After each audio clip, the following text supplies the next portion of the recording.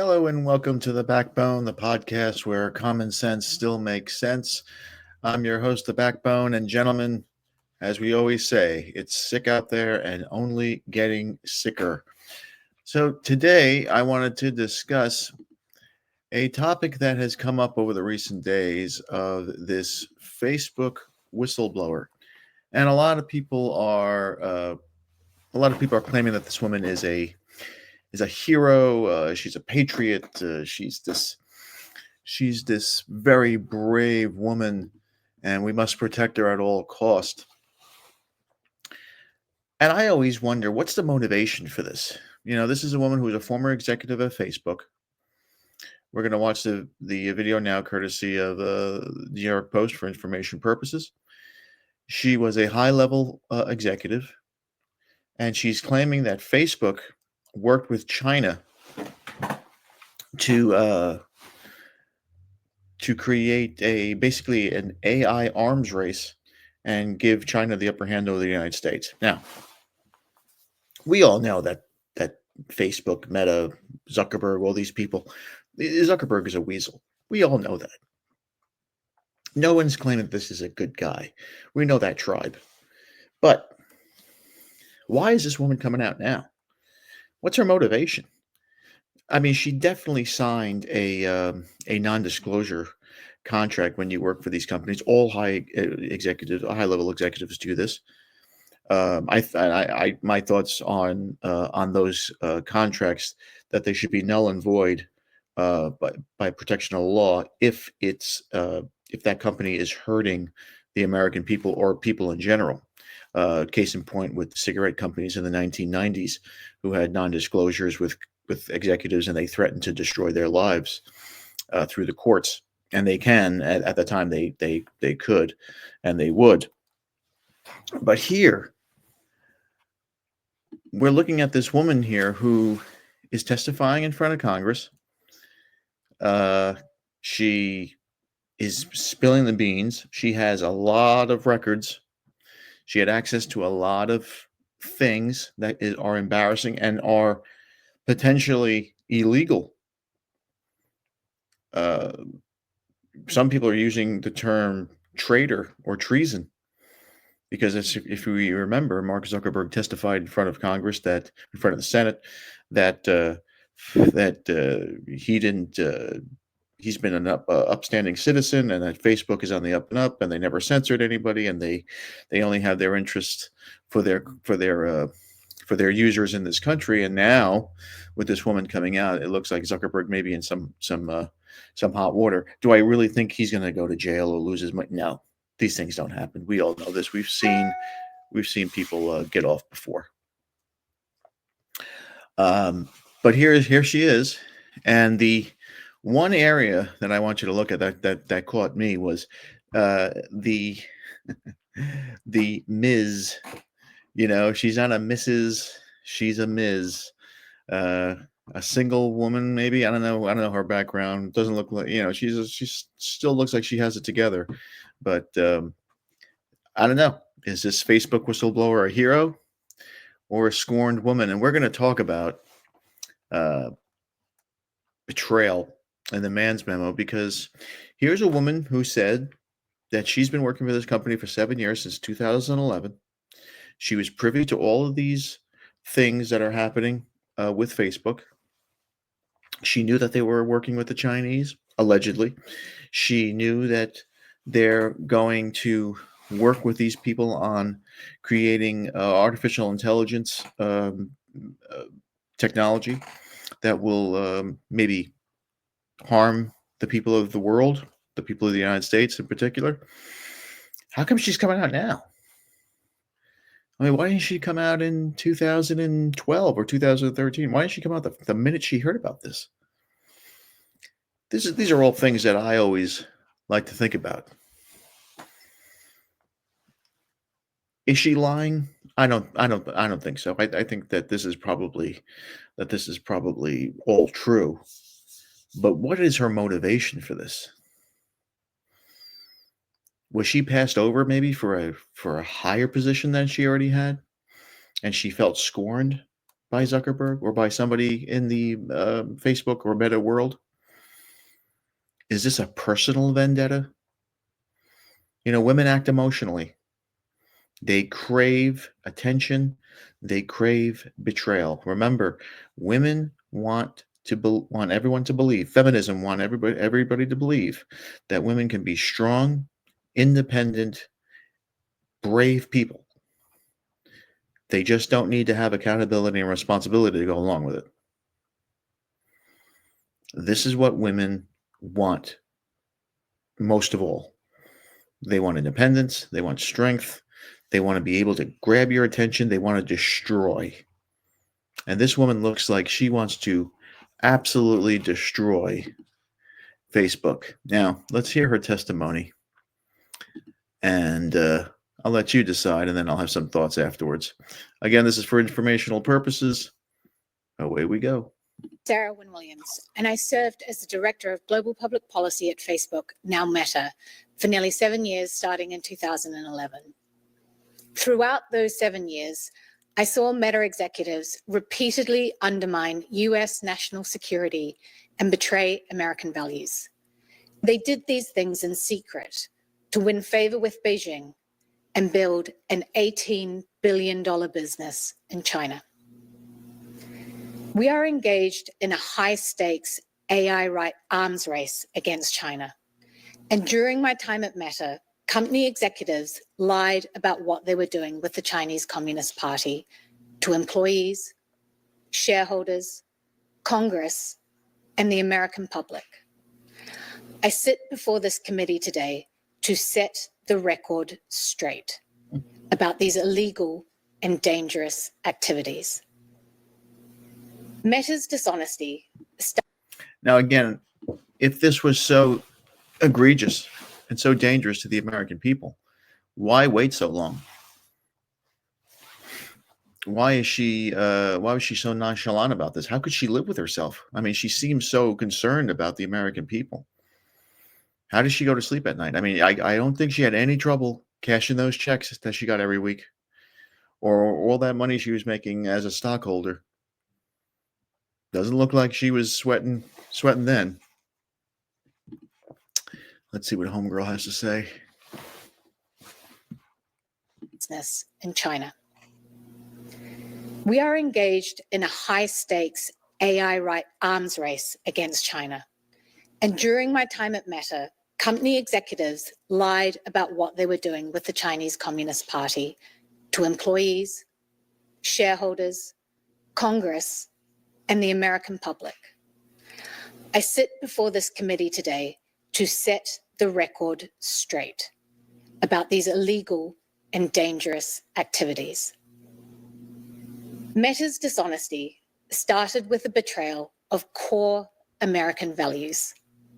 Mark Zuckerberg pledged himself a free speech champion.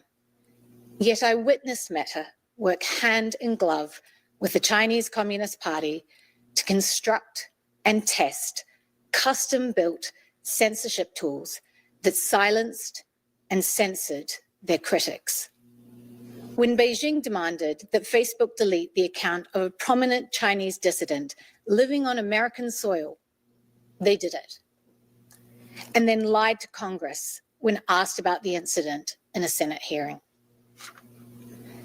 The willingness to censor was not the only troubling thing I witnessed. I watched as executives decided to provide the Chinese Communist Party with access to Meta user data, including that of Americans. Meta does not dispute these facts. They can't. I have the documents. As recently as this Monday, they claim that they do not operate their services in China. Another lie. In fact, they began offering products and services in China as early as 2014. That hasn't stopped. Their own SEC filings from last year show that China is now Meta's second biggest market. Meanwhile, Meta's AI model, Llama, has contributed significantly to Chinese advances in AI technologies like DeepSeek. Facebook's secret mission to get into China was called Project Aldrin and was restricted to need-to-know staff. There was no bridge too far. Meta built a physical pipeline connecting the United States and China.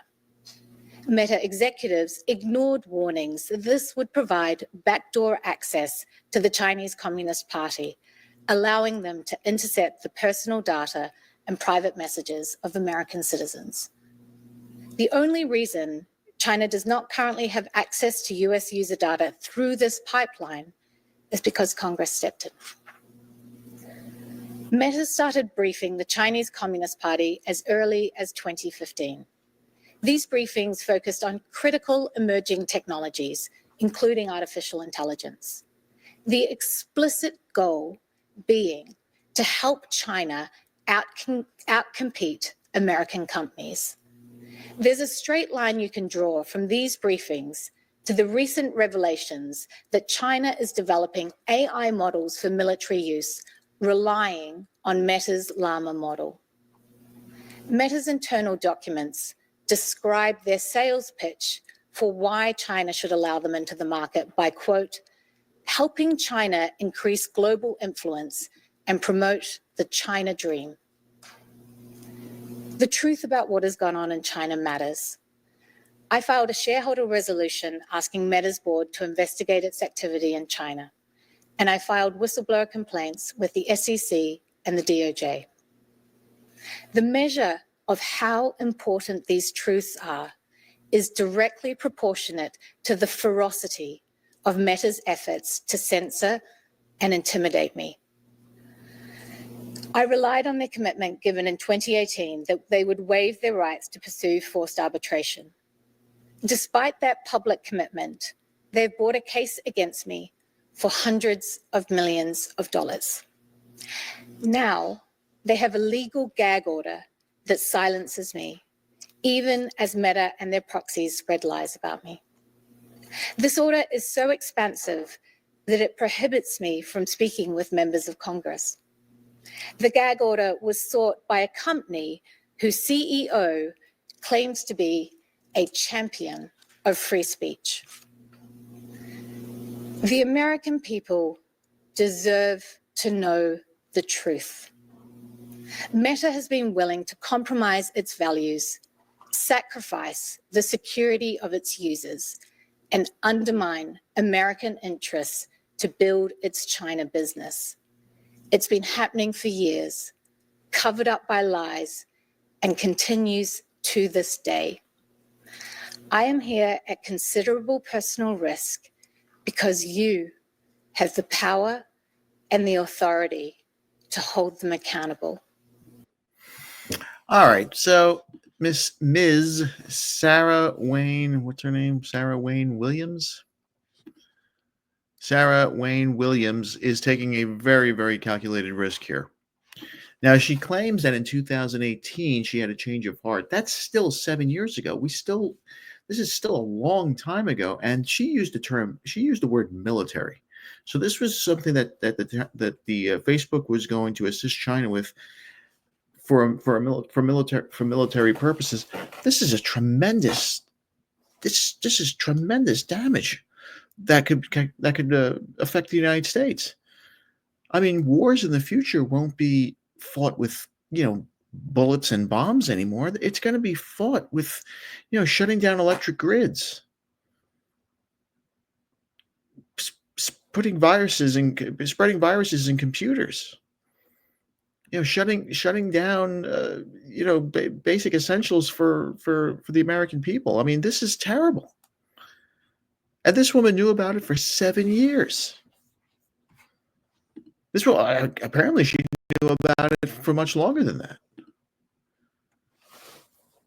So why now? Why didn't she come out in 2011 when she first heard this and said, "Hey, this is wrong.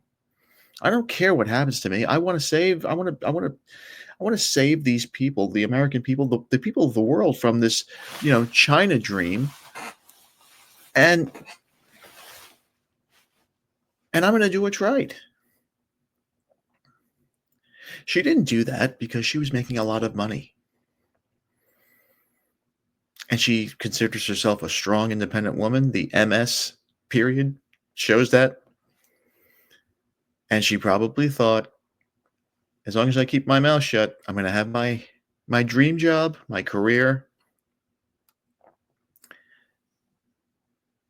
and all will be right. What do I care? I don't care if the Chinese take over the world. As long as those checks come in, baby, I'm fine. Now, of course, I'm being cynical, right? She's probably a patriot. She's probably going to go down in history as the next Joan of Arc. I don't think so. This is a woman who knew what was happening long before April 9th, 2025. And I have a feeling this is an act of her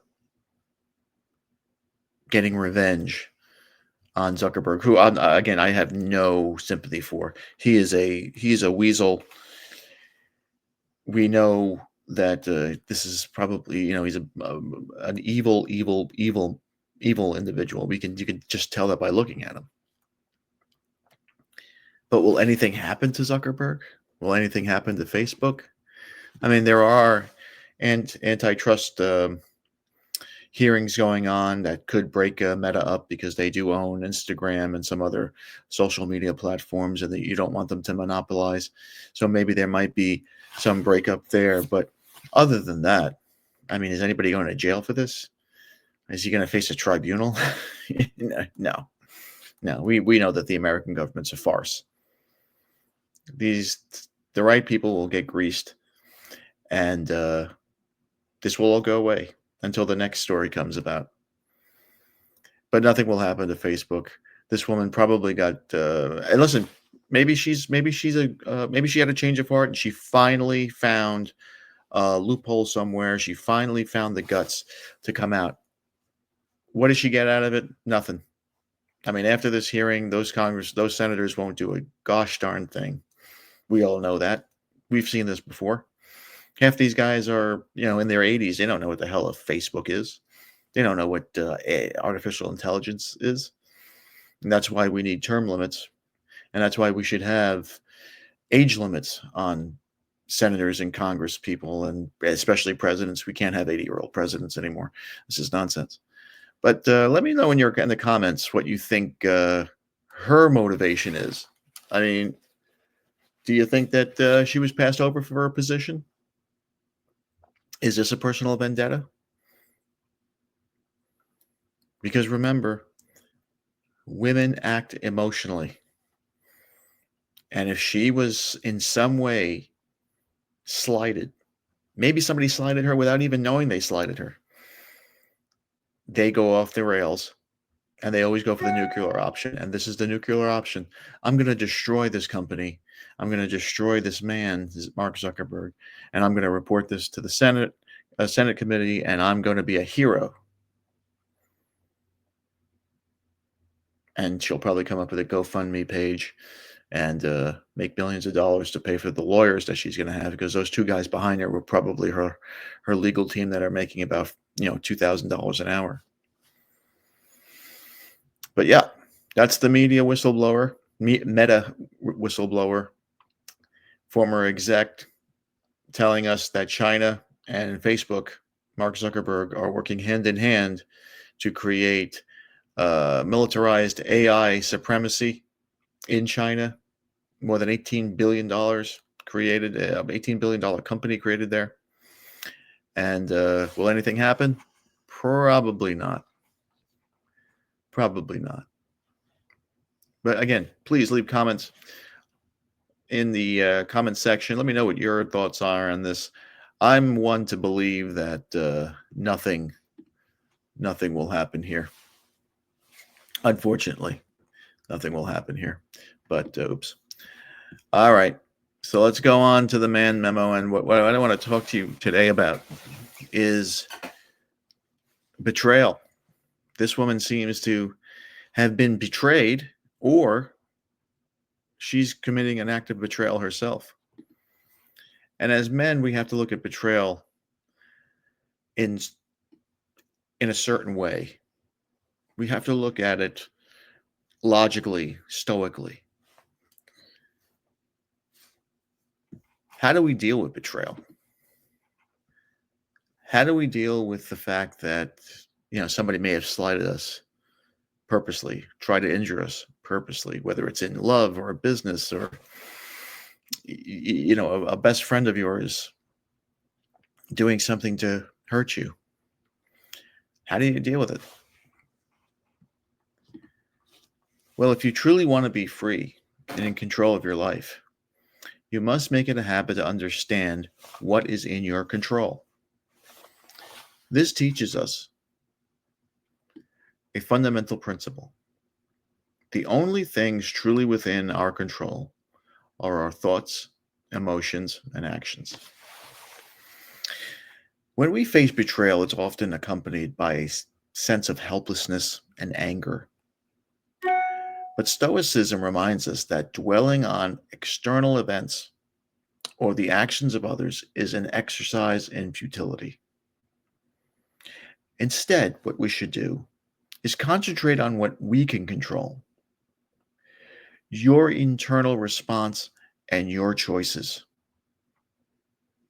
The wisdom of Epictetus, who said, "Happiness and freedom begin with a clear understanding of one principle. Some things are within our control, some things are not." End quote.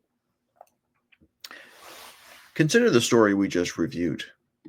This is a clear case of a company covering all their bases of betrayal. It's also a clear case, it could be a clear case, of a woman scorned betraying the company that made her millions of dollars. We as citizens have no control over the actions of a billion-dollar company or this woman, but we can control our response. Instead of seeking revenge or wallowing in despair, we can choose to focus on building our own business and building up our own lives. This shift in perception will allow you to face meaning and purpose in the face of betrayal.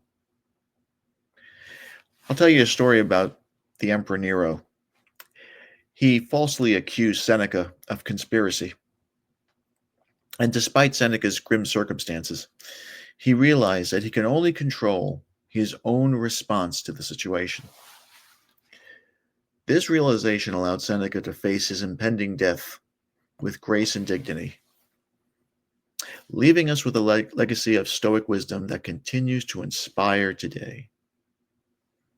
In both cases, the Stoic principle of focusing on what's within our control provides a path to inner strength and resilience. Always choose virtue over vengeance, no matter how hurt you are, no matter what was taken from you. Remember, all possessions on earth, whether it's cars or houses, women, whatever, are temporary. Nothing belongs to us but our own being and our own peace. In the face of betrayal, one of the most powerful Stoic lessons is to prioritize your virtue.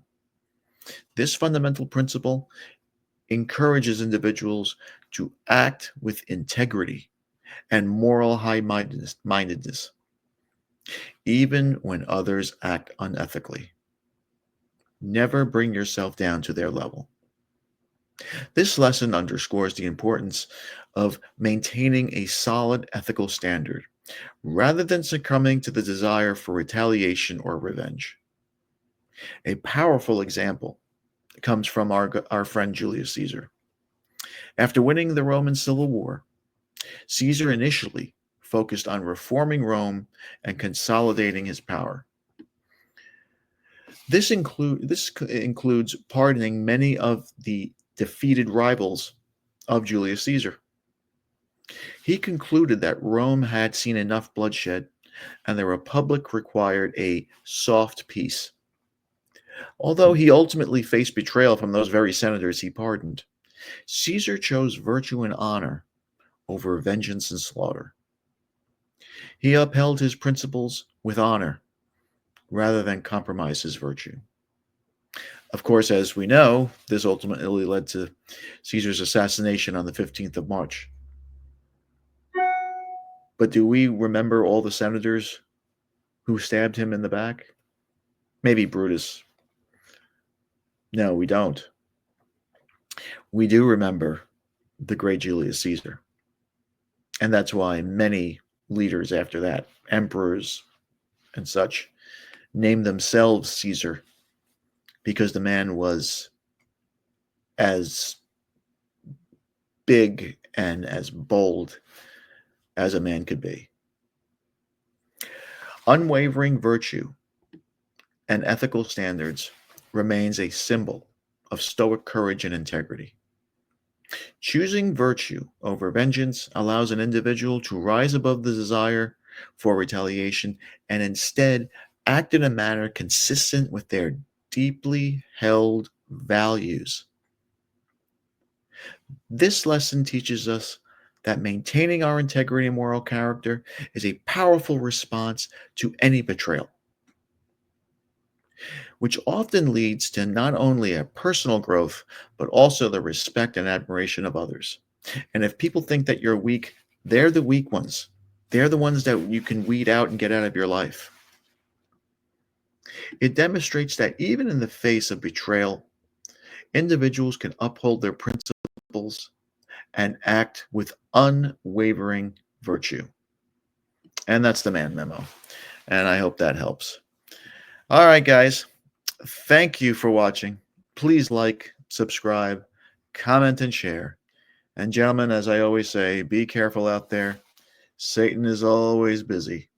Be a man, have a backbone, because masculinity and common sense are worth standing for. We'll see you later.